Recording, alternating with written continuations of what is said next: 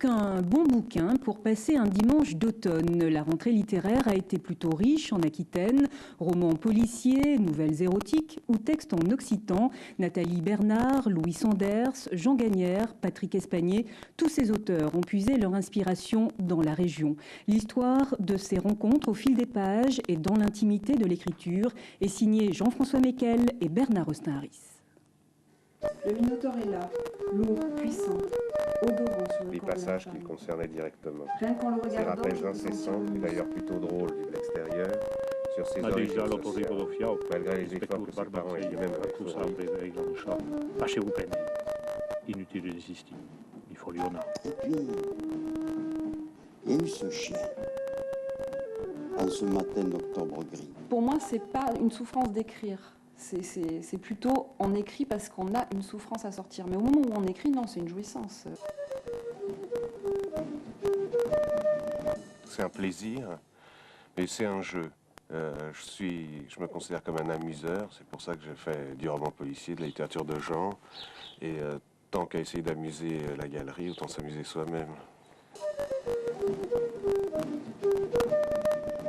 Disons, c'est par mimétisme paternel, vraisemblablement. Et parce que je vous dis, à 17 ans, 18 ans, j'ai dit, j'écrirai un jour. C'est le journaliste que je connais qui avait le plus la sensibilité, qui exprimait le mieux la sensibilité du Sud. Et du Sud et du Sud-Ouest en particulier. Bon, son gros truc, c'était bar rugby corridor.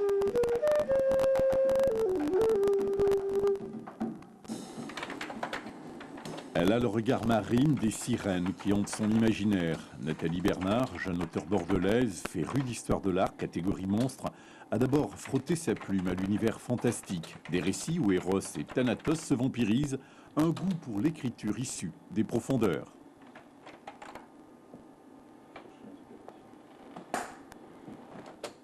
Ça vient de quelque chose que je ne comprenais pas en moi, que j'avais besoin de faire monter à la surface et que je ne pouvais pas exprimer de manière directe. Donc l'écriture, c'est bien, c'est silencieux, on peut être tout seul dans son coin, on n'a pas besoin de s'exposer au départ. Premier ouvrage qu'il a réellement sorti de l'anonymat littéraire, Le signe de la Nyx, un polar régional selon son éditeur, une variation très élaborée autour de la figure de la sirène, cette dame des eaux, symbole du désir trompeur, le destin de deux sœurs entravées par la noyade de leur frère. En fait, les deux sœurs pourraient être un petit peu les deux versants d'un même personnage, avec un des personnages qui veut depuis son enfance être une petite fille modèle, qui veut plaire à ses parents, qui veut écrire des livres pour enfants, donc des histoires gentilles, etc. Et qui finalement se sent coupable de la mort de son frère. Et l'autre qui est au contraire un petit peu, on rejoint un petit peu les sirènes, hein, qui est un petit peu la prostituée, qui ne pense qu'à son image, qui veut faire du cinéma et qui meurt. Une enquête à caractère policier entre Cap-Ferré et Bordeaux, repeint de couleurs sombres. Et puis Nathalie Bernard a déplacé son regard bleu vers la peinture pour composer un voyage érotique en histoire de l'art intitulé « Veux-tu de moi ?» Des textes très intimes, fouillant le désir et la frustration, inspirés par les œuvres de Rembrandt, Michel-Ange, Bonnard ou Picasso. Des tableaux eux-mêmes revisités par Thibaut Franc. À partir de tes textes, justement, je suis sorti. Le Minotaure est là, lourd, puissant, odorant sur le corps de la femme. Rien qu'en le regardant, je peux sentir le musc, la sueur, le rut, toutes ces senteurs mêlées à celles du crayon à la cire. Ce livre quand même parle beaucoup de la distance dans l'amour, dans la relation. C'est pas, moi je trouve pas que ce soit un livre sur le sexe finalement. Plutôt un livre sur la géographie humaine en fait. C'est un hameau particulièrement préservé, je le trouve, particulièrement mystérieux parce qu'il y a très peu de gens, beaucoup de maisons vides qui paraissent presque hantées. C'est un hameau qui comptait 200 personnes vers 1900, qui en compte 8 aujourd'hui. Donc il y a un côté un peu ville fantôme qui qui m'a intéressé. Ce Périgord, d'une beauté à tomber par terre, selon Louis Sanders, le retient depuis une dizaine d'années, installé dans ce relais de chasse du XVIe siècle. Ce Parisien anglophone, marié à une Anglaise, a publié chez Rivage 3 polars, où il met essentiellement en scène les Anglais du Périgord, ses voisins et quelquefois ses amis.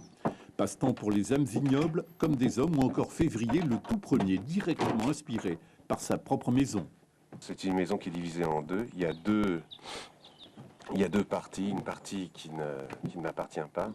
Et j'ai imaginé à partir de ça toute une intrigue, à partir de la personne à qui cette moitié appartient et qui a disparu sans laisser de traces depuis 25 ans, mais qui est toujours en vie. On sait qu'elle est toujours en vie, mais c'est tout ce qu'on sait.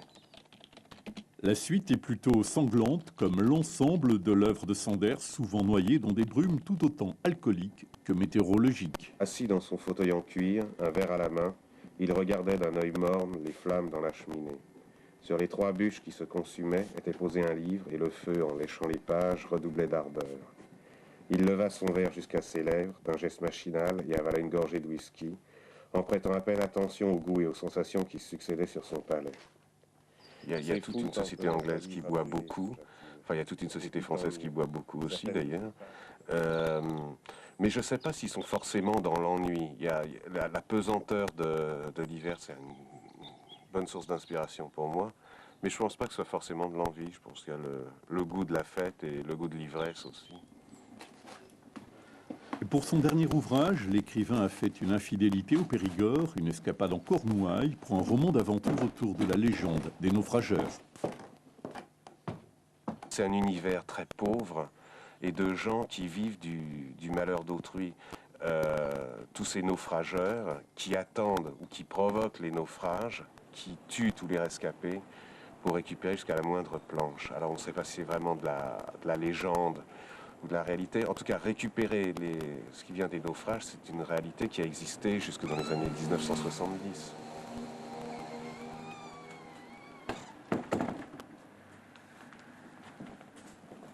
The Times. Alors justement, je suis heureux de vous rencontrer, car vos livres que j'avais cet été se sont très bien vendus. Et donc il faut vraiment remettre en dépôt, s'il vous plaît, parce qu'il ne me reste plus que ces 2 exemplaires. Oui, je commence à avoir, je pense, une petite notoriété dans la région. Donc les gens se méfient.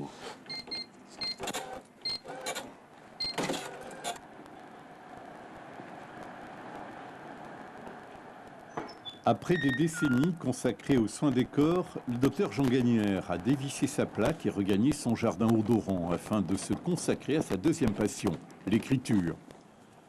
Ce militant occitan s'exprime dans sa langue originelle. Nouvelliste, il vient pourtant de publier un roman, un polar, tout à fait contemporain.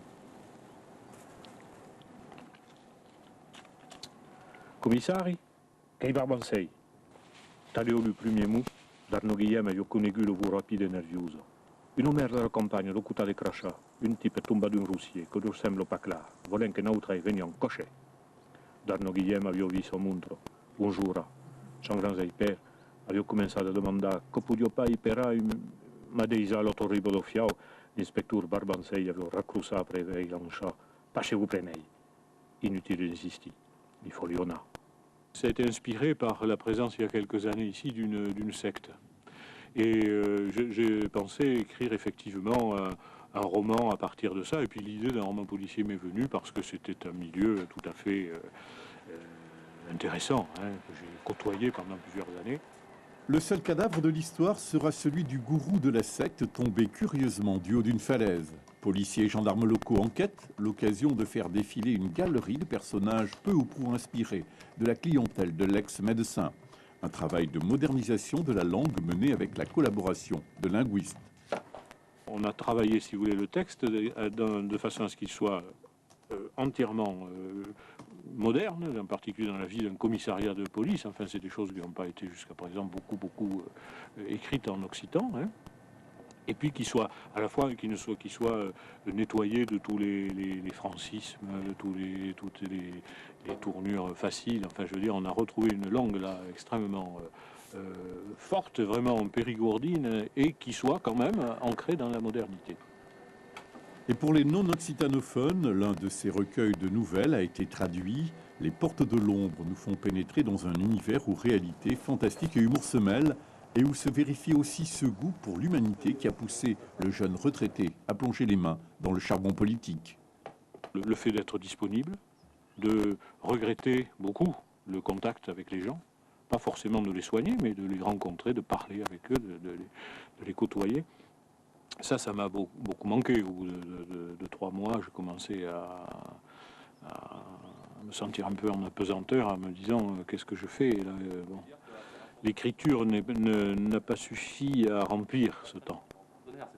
Élu conseiller général au premier essai, il reste en quelque sorte au service, en charge du secteur social. Et en même temps, quand je dis copier-coller.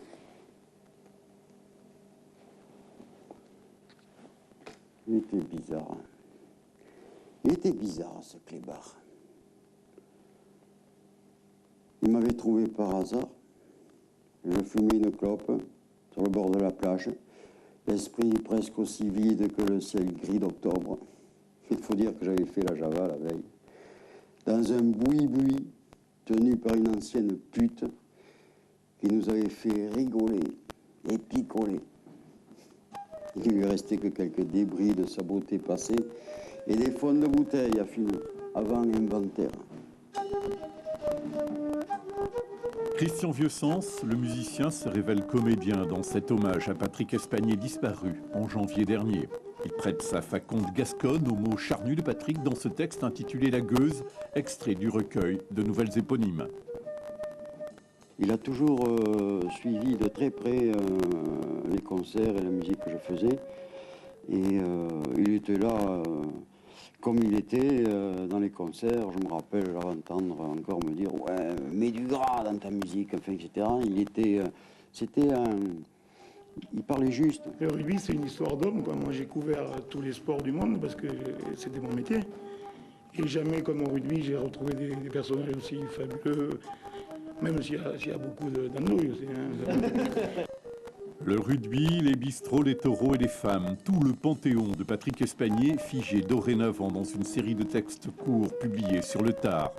Tout juste avant de succomber à ce mal de vivre, écartelé entre une tendresse pour ses semblables aussi massive que la détresse à l'origine des excès qui scellèrent son destin. Il était comme il écrit finalement. Pourquoi? Parce qu'il cherchait toujours la reconnaissance et au-delà de la reconnaissance, une espèce de complicité avec les gens qu'il n'avait pas toujours. Je crois que c'est ce qu'il a traîné toute sa vie. J'avais mal au bide tout d'un coup. Qu'est-ce que j'allais faire de ce nouvel ami que je m'étais fait? Alors, avec mon habituelle lâcheté, je me levais lentement et marchais à pas compter. J'espérais bien qu'il ne ferait pas la connerie de me suivre. Il me suivit pourtant, assez loin, avec sa drôle de queue qui fouettait l'air et le sable. C'est sur ces paroles en hommage à Patrick Espagnier que s'achève ce magazine. À noter que le Salon du Livre de Pau se tient jusqu'à ce soir. La semaine prochaine, pas de mag. Vous retrouverez Marie-Laure Augry. Rendez-vous donc dans 15 jours pour une édition spéciale Marité avec toute l'équipe Thalassa. Merci, bon dimanche et à bientôt.